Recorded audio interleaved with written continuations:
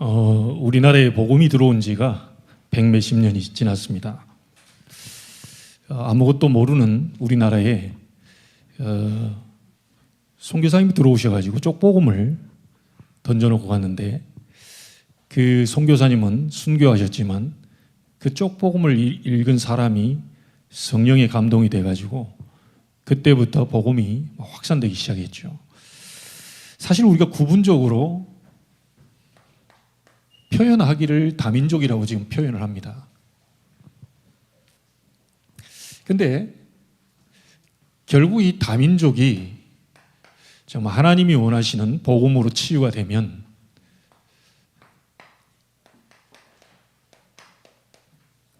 결국 마지막에는 한민족이 되겠죠.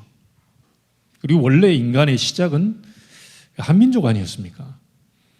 근데 아담이 범죄하고 바벨탑 사건으로 인해서 하나님이 흩으셔가지고 다민족이라는 말을 쓰는데, 사실은 복음 안에서 다 치유가 되면, 하나님께로 돌아온다면 우리는 한민족이 되는 거죠. 그래서 왜 우리가 다민족 또 치유하고 이 선교를 해야 되느냐?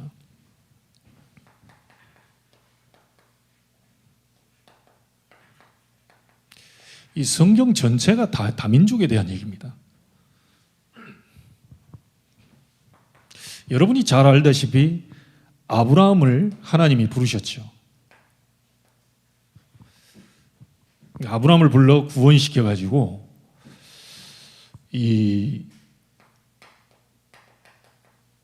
이렇게 말씀하셨어요.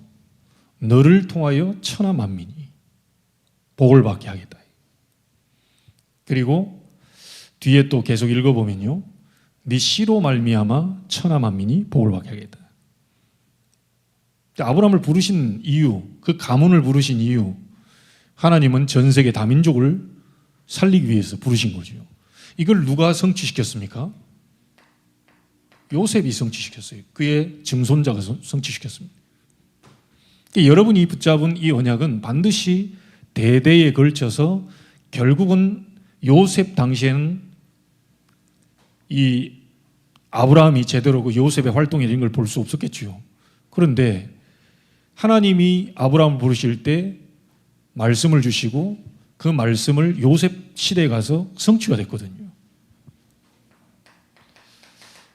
이렇게 얘기합니다. 하나님이 생명 구원하시려고 나를 앞서 보내셨습니다.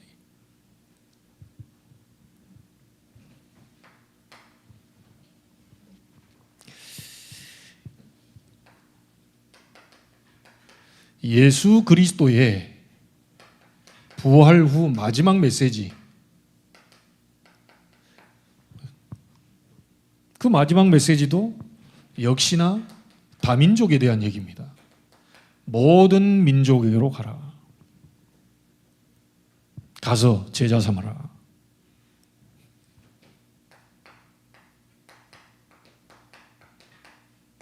만민에게로 가라.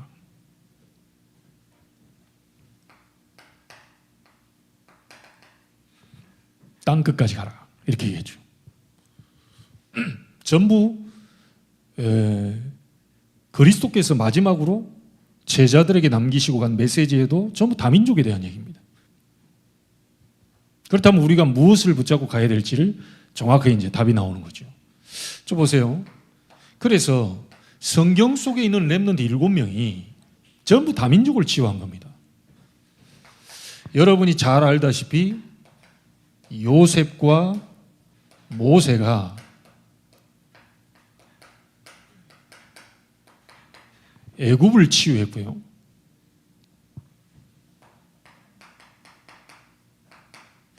사무엘과 다윗이 이 블레셋이라는 나라를 치유했습니다.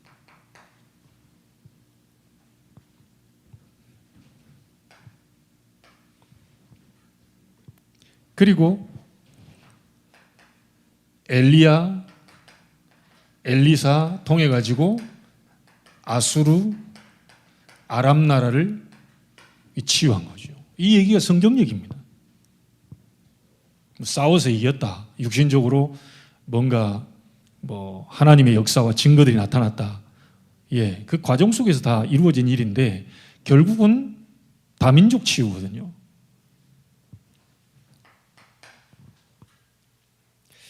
그리고 다니엘과 에스더, 오늘 말씀에도 여러분 받았지만 이 사람들이 이 바벨론을 치유한 겁니다. 그래서 성경에 있는 모든 인물들은 싹 다 하나님이 원하시는 다민족을 향한 하나님의 계획을 다 이렇게 붙잡고 그들을 치유한 거죠. 우리가 잘 아는 신약시대 때 대표적인 인물이 바울인데 바울을 통하여서 로마를 치유해야죠. 여러분, 로마에 다민족이 있는 겁니다. 지금 미국이 세계 강대국인데요. 180여 개 나라가 미국에 있다고 저는 들었거든요. 우리 지금 여기 계시다가 가끔 단톡방에 인사를 글을 올리는 노주숙 전사님이 지금 워싱턴에 계시는데 여기 들어보니 180여 개 나라가 들어와 있는 거예요. 우리는 총 237개 나라, 은행 거래가 가능한 237개 나라를 우리 얘기하고 있는데 180여 개가 미국에 들어와 있다면 완전히 그거는 세계복음화죠.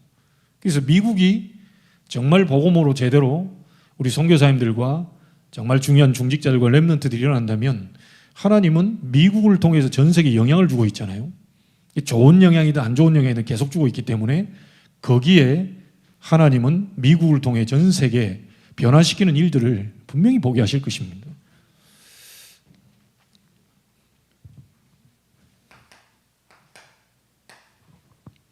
자, 그래서 선교가 뭐냐? 다민족 치유인데요.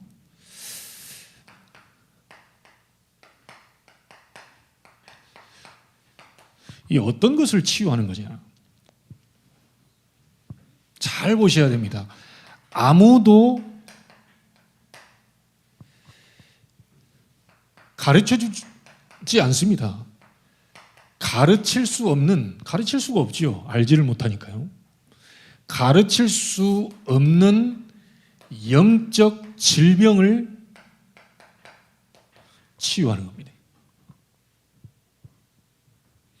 이게 어디서도 뭐 안 가르쳐 줘요. 대학에서도 안 가르쳐 주고요. 학원에서도 돈 준다고 가르쳐 주는 게 아닙니다. 교회에서만, 말씀에만 그게 답이 나와 있거든요.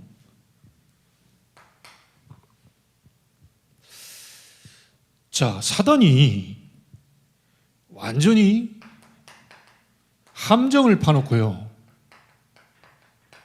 여기에 전부 다 빠지도록 만들죠. 그래서 불신자는 세 가지밖에 몰라요. 납니다. 하나님을 모르니까 나밖에 모르는 거예요. 그 나밖에 모르니까 나를 위해서 먹고 사는 이런 의식주, 그게 다죠. 세상이 알아주니까 쌓는다고 쌓는데 그게 이제 바벨탑인 겁니다. 너무 열심히 공부해서 탑에 올라갔는데 어느 날 자살하는 사람도 있다니까요. 사단이 함정을 파놓고 너 육신 성공. 사실은 하나님이 우리를 만드신 목적은 다른 데 있는데 사단은 이걸 함정을 파놓고 계속 그쪽으로 빠지는 거예요. 이 속에서 나오도록 만들어줘야 되는 거예요. 네가 아니다, 하나님이. 육신 아니야, 영적인 부분. 세상 성공 아니야, 세계복음화. 이걸 빠지도록, 나오도록 만들어주는 거죠. 자, 사단이 틀을 만들어놨는데요. 그게 뭡니까? 완전히 문화로 만들어놨다니까요. 무속, 점술, 우상. 에베소 지역에 아뎀이라는 신전이 있는데 이 얼마나 어마어마한 신전인지 거기 그 뭐 돼지라든지 뭐 이렇게 막 제사상 차리잖아요. 너무 많은 짐승들을 잡고 이렇게 하니까 이 버리기는 아깝고 여기 이제 시장으로 이제 건너오는 거예요. 시장에다 이제 팔겠죠. 시장에서 이제 그걸 가지고 제사 드리는 그걸 가지고 이제 장사를 하겠죠. 그리고 바울이 그런 얘기를 하지 않습니까? 하도 많은 게 어디서 어떻게 유통이 되는지 뭐 제사 이 쓰였던 고기가 어떻게 움직일지 모르는데 바울이 누가 자기를 보고 당신 왜 그 우상 앞에 드린 제사 그거 먹냐 이거. 자, 그렇게 얘기할 때 자기는 먹을 수도 있는데 이제 초신자가 와가지고 자기가 제사 음식 먹는다고 하니까 그 사람을 위해서, 그 영혼을 위해서 내가 영원히 고기를 먹지 않겠다. 그런 정도입니다. 그러니까 너무 많은 이렇게 제사 때 들어가는 이 짐승들 그 잡아가지고요 막 시장으로 다 유통된 거예요. 그러니까 이게 제사에서 나오는 건지 이게 그냥 아닌 건지 모릅니다. 그냥 막 먹는데. 근데 자기도 모르게 바울이 먹다가 누가 나한테 그런 얘기를 하면 자기는 영원히 안 먹겠다. 그냥 먹어도 상관없다. 여러분, 우리는 다 해방됐지 않습니까? 저희 그 처갓집이 종갓집인데 1년에 12번씩 제사도 있거든요. 근데 참 신기하고 놀라운 게 있어요. 제사 드리고 난 다음에 나오면 먹어보면요 맛이 없어요. 그거 신기합니다. 똑같이 이렇게 분명히 이렇게 김이 모락모락해 이렇게 다 준비했잖아요. 제사 드리고 나서 그 내려온 걸 먹으면요 희한하게 맛이 없어요. 뭐 영적으로 뭐 있나 봐요, 진짜. 어떤 그 과학자들입니까? 이걸 연구하는 사람들이 그런 얘기를 했대요. 가만히 제사밥하고 그 이전에 영양분하고 제사 드리고 난 다음에 바로 영양 평가를 했대요. 현저하게 떨어진다는 거예요. 신기하지 않습니까? 분명히 영적으로 뭐가 이게 역사를 하거든요. 자, 전 세계에 우리 자신도 그렇게 살아왔고요. 전 세계에 사단이 쳐놓은 그 함정, 그리고 완전히 문화로 만든 그 틀 속에 갇혀가지고 이 사람들이 거기서 그냥 자기의 일생 전체를 다 드리는 겁니다. 그래서 우리는 이 속에서 빠져나오도록 만들어주는 것이 이 바로 성경입니다.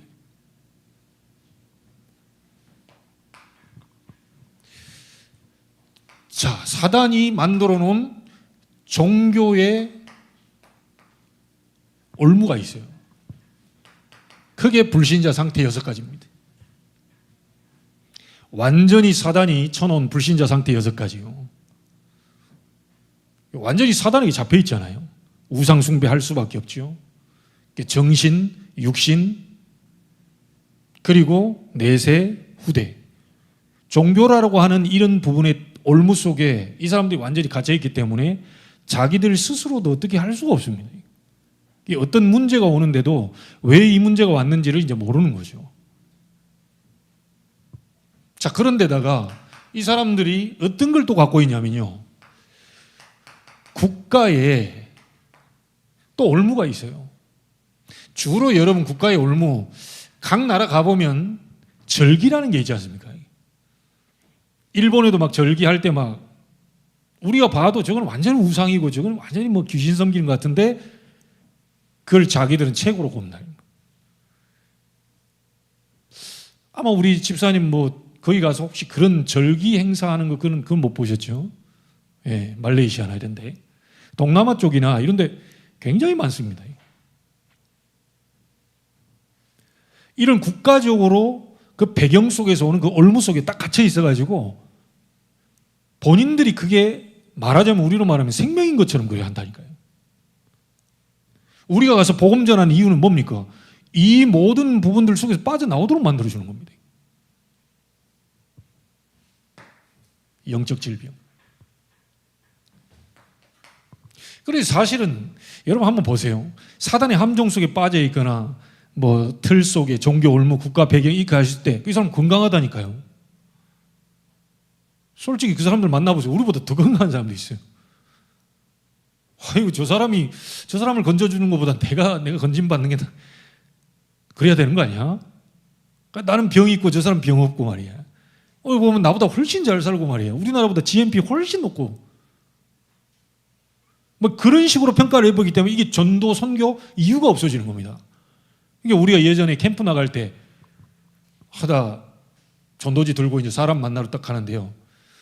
집이 너무 잘 살아. 이게 초인종 누르면 안 될 것 같아. 왜냐? 나 못 사는데 이 사람들 뭐하러 왔어요? 이러면 이제 벌써부터 그게 이제 뭐가 다음 말이 생각이 안 나. 왜? 훨씬 잘 살거든요. 예수 안 믿는 나들이 잘 사는데 당신 뭐야? 막 이런 말 와버리면 다음 말을 우리가 할 수가 없어요. 여러분, 그런 걸 고치려는 게 아닙니다. 우리가 지금 하려고 하는 거는 성경적 전도운동, 그리고 우리가 지금 마가의 다락방이 시작된 로마까지 했던 다락방 전도운동은요, 이 눈에 안 보이는 영적 질병, 건강한데 질병 가지고 있다니까요. 이걸 볼 수 있어야 됩니다. 여기에서 빠져나오는 유일한 길은 그리스도밖에 없습니다. 이걸 말해주는 겁니다. 아니, 안 들으면 본인들이 이제 그걸 당해야죠. 들으면 그 사람은 제자가 되는 겁니다. 그래서 이번에도 어디입니까? 이 방글라데시입니까? 여기 살람 목사. 그 지역은 완전히 뭡니까? 이슬람입니다. 가문이 이슬람이고 집안 배경이 이슬람. 다. 네 예수 믿으려면 너 집에서 호적 판다. 그러니까 진짜 호적 팠어요. 여기서 돈 벌러 왔다가 복음 받고요. 그 복음을 전해준 권사님인가 집사님 분은 돌아가셨습니다. 공단에서 일하는 살람에게 복음을 전했어요. 그러니까 막 영혼을 막 간절히 이렇게 그렇게 전했을까 싶기도 한데 그냥 전했어요, 그냥. 근데 이 살람이 부딪힌 거예요. RTS 갔어요. 졸업했어요. 자기 나라로 갔습니다. 예수 믿을 것 같으면 나가라. 우리 가문에 그리고 가정에 호적 파. 진짜 파가지고요. 성을 갈았다니까요. 성을 뭘로 갈았냐? 류씨로 갈았어요. 류광수 목사님이 제자 아닙니까? 그러니까 류씨로 갈았다니까. 류살람으로 바꿨어요. 바로 옆에 제가 오랫동안 하는데요. 이 바로 옆에 공단에서 누가 복음을 전했어요. 이름 거론하니 좀 어쩔지 모르겠는데 고시성을 가진 그 친구예요. 한참 류 목사님 옆에서 이 메시지 통역하고요. 이러다가 저하고도 같은 교회에서 생활을 했었고요. 우리 임서에서 함산 통역하다가 이제 본 중국 땅으로 파송됐어요. 자기 심양인가 그쪽으로. 거기 가가지고 보험 전한다. 이 친구 남동공단에 취직이 와가지고 돈 벌러 왔다가 보험 받고 RTS 하고요. 전도자로 갔다니까요. 그러니까 우리가 때를 얻든 못 얻든 우리 다민족들에게 관계된 사람, 혹시 우리하고 복음 전했는데 우리는 그냥 전했다고 하는데 이 사람은 생명으로 받아버린다. 그런 사람이 있습니다. 제자가. 다 제자라고 볼 수는 없지만 그 돈 벌러 온 사람 가운데 그 나라를 살리기 위한, 그 나라를 치유하기 위한 제자가 숨겨져 온다니까요. 우리는 그 사람을 찾는 겁니다. 그래도 하나님이 찾게 하시는 거죠. 우리가 막 찾으려고 한다고 되는 게 아니고요. 그래서 보면 그 나라마다 배경적인 그 올무가 딱 갇혀 있거든요. 이런 부분들을 복음으로 완전히 우리는 치유시켜주는 것이 선교입니다. 자, 그런데다가 국가에 올무 있지만 가문에 또 올무도 있지 않습니까? 뭔가 마음대로 안 됩니다. 희한하게 뭐가 잘 안 돼요. 가문에 흘러오는 그 어떤 배경적인 것들 있잖아요. 이 딱 올무로 딱 잡혀 있다 보니까 자기 마음대로 안 되는 거예요. 여러분이 지금 안 되는 그 부분이요. 여러분이 안 돼서 그런 게 아니라 가문에 창세기 3장부터 우리 국가 배경과 가문 배경을 타고 온 올무로 잡혀 있다니까요.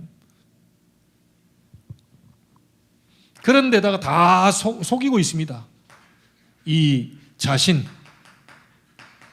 개인에 대한 올무까지 다 감추고 있는 거죠. 말 우리가 어떻게 다 합니까? 사실은 행복 안 해도 행복한 척도 해야 되고요. 그래서 또 못 누리고 있는데 누리는 척도 해야 되고. 사람 우리나라는 또 유교 배경이 강해가지고요. 딱 보면 막 성령 충만 안 하는데 성령 충만하는 것처럼 또 보여야 되고요. 딱 허례허식 딱 포장하고 막. 그러니까 이게 치유가 잘 안 돼. 다 감추고 있습니다. 막 속은 막 너무 힘든데 힘들다. 나 좀 도와줘라. 이러면 바로 얘기할 건데 저 문제 없어요. 다른 사람한테 가보세요. 아니 분명히 힘든 게 너무 많아요. 이거 어떻게 했으면 좋겠냐. 이거 좀 도와다. 이러면 바로 얘기하고 포럼하고 팀사역하고 도와주면 되는데 전혀 문제 없고요. 내 옆에 사람, 이 사람이 문제 있다. 이런 식으로 자꾸 얘기하는 거예요. 지난번 우리 조현병 왔던 그 신일이 있잖아요. 문제 없다는데. 그 엄마한테 물었더니 아니 본인이 진짜 아들에게 문제 와 있는데 문제 없대요. 솔직히 우리 한번 얘기해 봅시다. 밥 먹을 때 저 세 분 있을 때요. 행복하지 않잖냐. 행복하대요. 다음 말 할 말이 없어요. 계속 영종도까지 내가 가겠다. 다락방으로. 괜찮다. 교회도 잘 안 다니고 있는 걸로 알고 있고 남편 얘기 들을 때는 굉장히 이 아내 되신 분이 불신앙에 막 사로잡혀 있다. 자기 말도 잘 안 듣는다. 내 전화도 잘 안 받는다. 아들 집에 가 있고 남편은 여기 있는 거예요. 혼자서. 이 큰 집에. 비행기 항공 정비사 하다가 지금 퇴직하시고. 문제 와 있는데 문제를 인정을 안 한다니까요.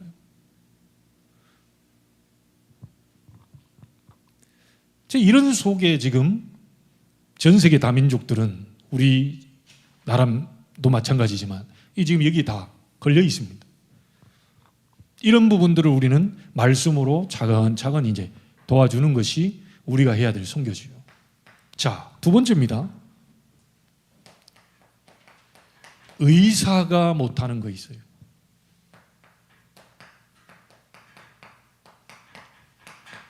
근원 치유입니다. 여러분 의사는 약을 주고 처방해서요. 그거에 대한 걸 조금 늦추거나 눌러놓거나 이런 거지 근원은 치유되는 게 아닙니다. 사실 감기 왔을 때 감기약 먹는다.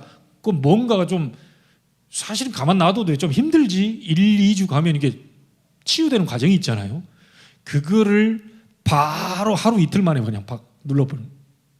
속에 근원은 치유 안 된 채로 뿌리는 남겨진 채로 그냥 위를 눌러놨기 때문에 이거는 의사들이 못합니다. 속에서 뭔가가 나오는 그 힘이거든요.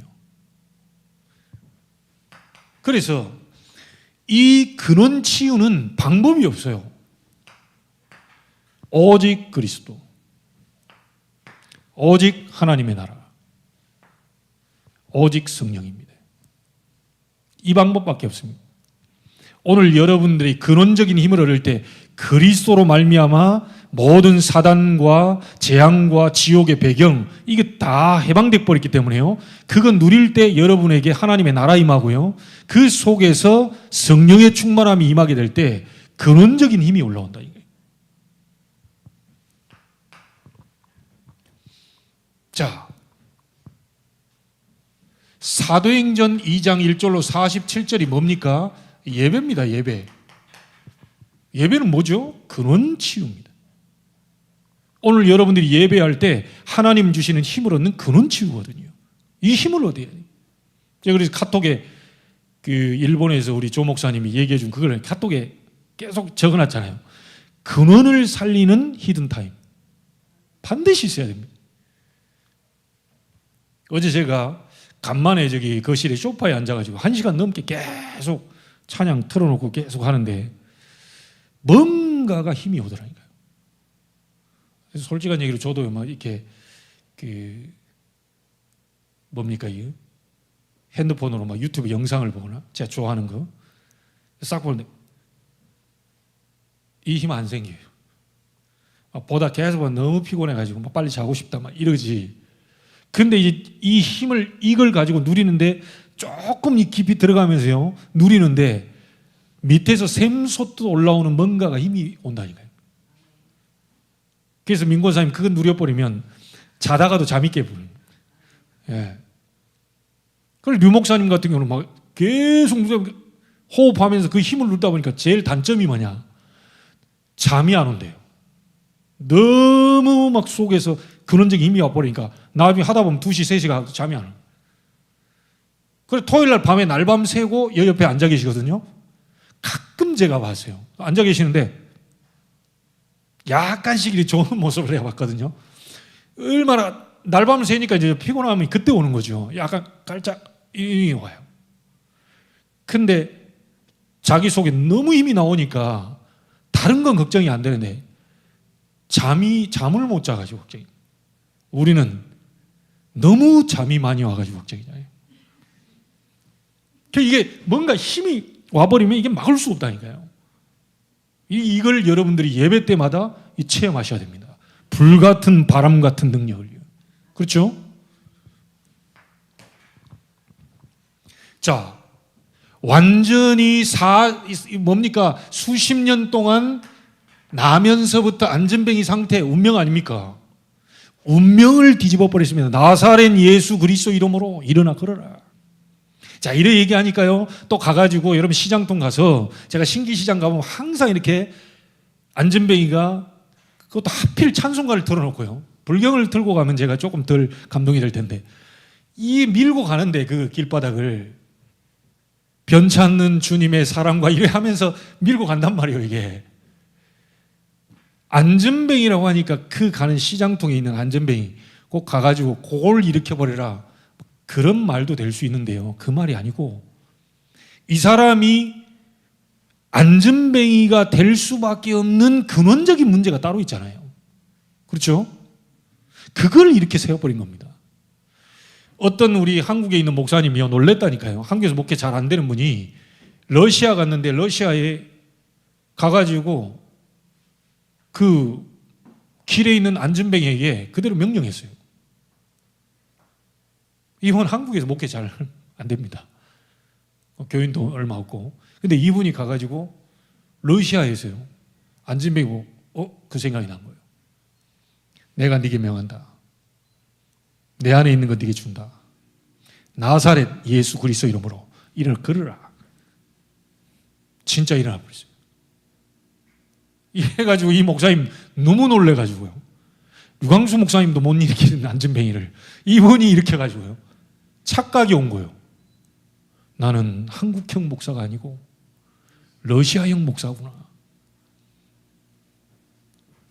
착각입니다. 여러분 이 현장이 어떤 현장입니까? 그리스도가 처음으로 선포된 현장입니다. 러시아 땅에 복음이 선포된 적이 없는데 그 안전뱅이를 향해서 이분이 뭐 어마어마한 능력이 있어서 그런 게 아니고 나사렛 예수 그리스도를 선포해버리니까 이 사람이 일어나 버렸다니까요. 처음으로 복음이 선포된 현장입니다. 여러분들이 이런 만남을 만날 수도 있습니다. 한 번도 그리스도 들어본 적이 없어요. 왕 선지자 제사장, 아유 고리타불하게 맨날 왕 선지자 제사장입니까? 우리끼리 있으니까 그렇죠. 진짜 영적으로 힘들고 어려운 사람이 그 얘기할 때 확 오는 사람이 있어요. 처음이자 마지막인 사람도 있다니까요. 그래서 우리는 늘 매일 매시 매사 이게 하나님의 계획으로 봐야 되는 거예요. 혹시나 이 사람이 이래 봐야 되는 겁니다. 사도행전 8장 4절로 8절 사마리아 땅에 질병 치유되는 것도 뭐하지만요 이 사마리아가 가지고 있는 사상병이 있습니다. 북이스라엘의 수도 아닙니까? 그 아수르가 완전히 이게 멸망시켜 버렸잖아요. 그리고 한 것이 뭡니까? 이 나라의 씨를 말릴 방법은 이 나라를 전부 혼혈시키는 거다 그래가지고 외국에 있는 사람들 다 잡아다가 거기다 풀어놓고요 이 사람들 제해가지고 섞어버린 거예요. 그러니까 이 사람들 생각 머릿속에는 뭐가 있겠습니까? 우리는 더러운 사람, 우리는 이방 사람들하고 섞였어, 우리는 순수하지 못해. 지금으로 따지면 뭡니까 그게? 다민족입니다. 국제결혼이에요. 이 이상한 사상을 갖고 있어가지고 왜 그 더럽습니까 이게? 자기들이 이상한 사상에 밖에 그걸 그리스도 이름으로 무너뜨려 버렸다니까요. 이게 선교입니다. 그러면서 사도행전 10장 1절로 45절 갈급하게 예비된 하나님이 예비한 사람이 있어요. 누굽니까? 이달리아대 백부장인 고넬료입니다. 이 사람이 뭐죠? 근원적인 거 이거 얻고 싶어가지고요. 하나님 만나고 싶어요. 하나님 어떻게 만나냐? 하나님 어떻게 누리냐? 이게 갈급한 상태에 있다가 베드로를 통해 가지고 근원이 뒤집어져 버려요. 이 의사가 할 수 없는 근원 치유를 해주는 것이 선교다. 자, 그리고 정치나 정치인이 할 수 없는 네피림 치유입니다. 바울이 그 팀이 딱 3군데 했는데 파장은 어마어마하게 일어나 버렸어요. 사도행전 13장 1절로 12절 뭐죠? 무속입니다. 사도행전 16장 16절 18절 귀신 들려 점치는 점술입니다.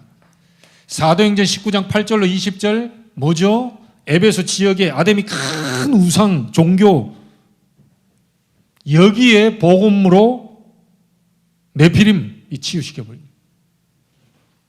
우리 다락방 안에요, 이 무속인들이 500명 돌아왔잖아요. 이거는 한국 교회사, 세계 교회사에 없는 일입니다.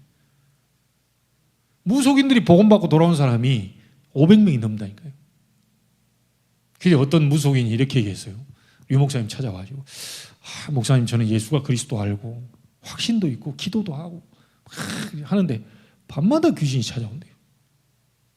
어쩜 좋습니까? 밤마다 귀신이 찾아오는데 자기는 그걸 문제라고 갖고 온 거예요. 류 목사님이 더 좋습니다. 더 좋습니다. 일부러 찾아가서 결박시키고 무너뜨려야 되는데 밤마다 찾아오는데 그게 예수 그리스도는 박살. 그렇잖아요. 밤마다 찾아온다는데 뭐. 그러니까 한 트럭이 와서 막 벌기대를 하고 막 다 죽인다 어쩐다 해도 당신 속에 있는 그 예수 그리스도의 생명은 절대로 무너뜨릴 수 없다. 맞잖아요?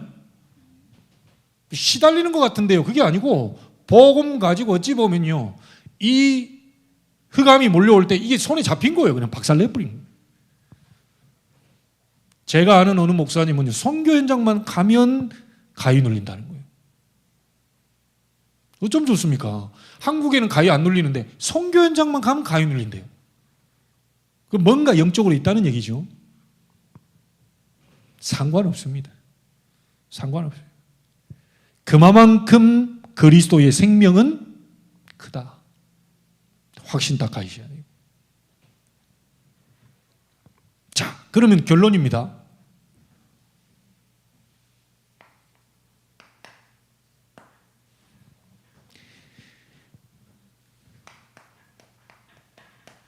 누가 선교할 수 있는가?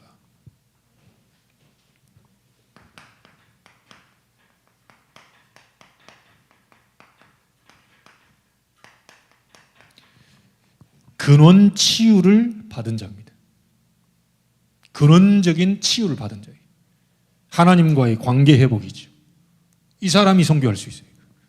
그리고 근원적인 힘을 가지고 있는 자예요. 기도.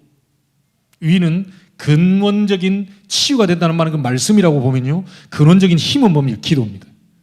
이 힘을 가지고 있는 사람.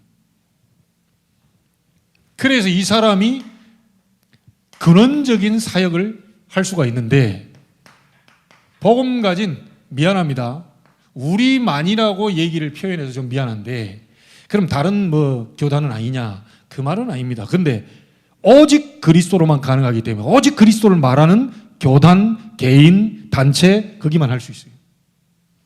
가서 돈 주고 하는 교단들 많습니다. 선교한다고요, 불쌍한 사람 막 도와주고 이렇게 하니까 지금도 저희들이 인도에서 줌으로 계속 그 신학원도 하고 이렇게 하는데, 이 사람들 결국은요, 같이 했던 사람들, 중요한 사람들이 우리 237에 돈이 별로 없어요.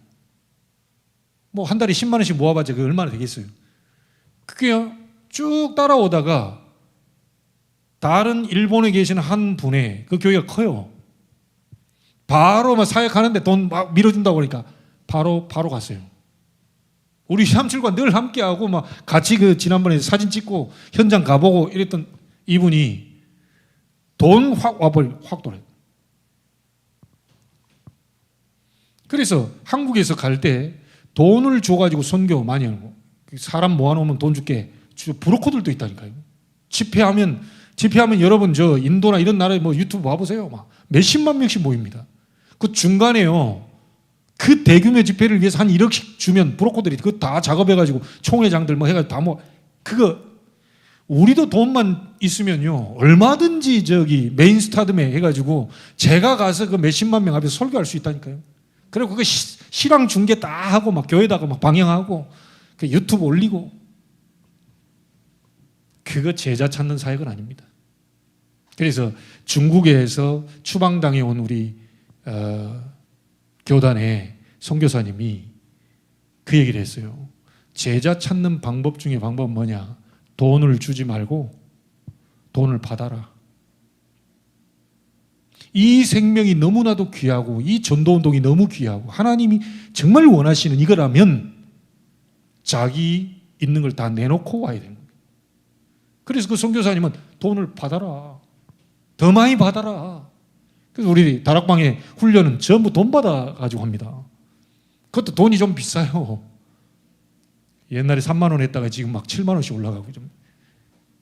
그런데 강산 가보면 옛날보다요 더 많은 사람들이 저 화요 집회에 앉아 있다니까요. 자, 이 인간들은 도대체 어떤 인간들이냐 싶은데 돈을 막 계속 올려. 20만 원 해도 올 인간들이라. 완전 제자 찾기 위해서는요 방법 중에 방법. 우리 교회도 이제 뭐 어떤 훈련을 한다 하면 한 100만 원씩 받아요. 그냥 확실한 제자만 확실한 제자인 사람은 거기서 다 분가해. 그래서 보통 보면 임직식 할 때 돈을 받잖아요. 근데 우리 이제 시험 중에 제일 큰 시험이 뭡니까? 바치라는 시험입니다. 이게. 네 아들, 네 독자, 네 사랑을 그거 하나 그거 바쳐. 이게 힘들어요. 이게. 야, 네가 그 생명처럼 여기는 돈 그거 바쳐. 힘들어요. 내가 이거 어떻게 번 돈인데 이걸 이게 내란 말이냐. 차라리 뭐 내 진짜 중직자 안 받고 만다. 뭐 이런 식입니다. 이게. 제가 아는 목사님 거기는 막 저기 어마어마한 액수 한 5천만 원씩 막 이렇게 막 장로님들 봤는데 한 3천 5천만 원씩 딱 했는데 어떤 장로님입니다. 이분이 돈이 많아서 그런 게 아니고 밤새 자기는 울었대요. 나 같은 인간에게 장로 직분을 줬다면서.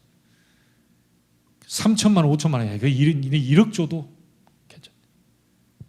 이 진짜라. 교회가 어떤 상황에 대해서 임직식을 통해 가지고 이래서 이제 그걸 충당하고 뭐 그렇습니다. 교회 상황이. 그런데 이분의 얘기나 신앙 고백을 봤을 때는 아, 이분이 진짜 속에 뭔가 직분에 대한 하나님이 내게 주시는 거구나. 나 같은 사람에게 이런 직분을 주어서 하나님이 감당케 하시는 거구나. 이게 밤새 울었다고 그러나요. 심지어 어떤 사람은 뭐 주일학교 교사 시킨다고 그것부터 우는 사람도 있어요. 우리 같으면 아유 막 진짜 힘들어 죽겠네 이제 튄다 안 한다 막 아유 이거 어떻게 하나 저런 애들을 데리고 이럴 수 있는데 주일학교 교사 시켜줬다고 감격이 와가지고 여러분도 그렇게 되기를 주의 이름으로 축복합니다. 예, 인상 쓰고 도망가지 마시고 우리 렘넌트를 위해서 발판 놓고 누가 선교할 수 있냐, 누가 전도할 수 있냐, 누가 살릴 수 있냐. 근원적인 치유를 받은 자가 근원적인 힘을 얻고 그 사람만이 근원적인 사역을 할 수 있어요. 이게 바로 선교입니다. 100몇십 년 전에 선교사님들이 그 힘들고 순교를 당하면서까지 저희 나라, 미개한 나라, 어둠의 나라 와서 복음의 빛을 전해줬어요. 그것이 흘러 100몇십 년 지나 우리에게까지 와 있습니다. 우리가 구원받았어요. 복음에 우리가 빚진 자입니다.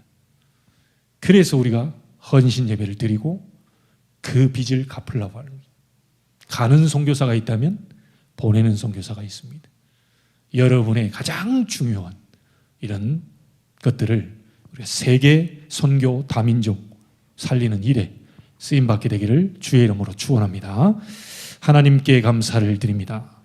선교 헌신 예배로 다민족 치유라는 말씀을 주셨습니다. 내가 먼저 근원 치유되게 하시고 근원적인 힘을 기도로 얻게 하시고 정말 근원적인 사역이 우리만 할 수 있고 나만이 할 수 있는 그 사역이 되어지는 것을 응답으로 볼 수 있도록 축복하여 주옵소서. 살아계신 주 예수 그리스도 이름으로 기도하옵나이다. 아멘.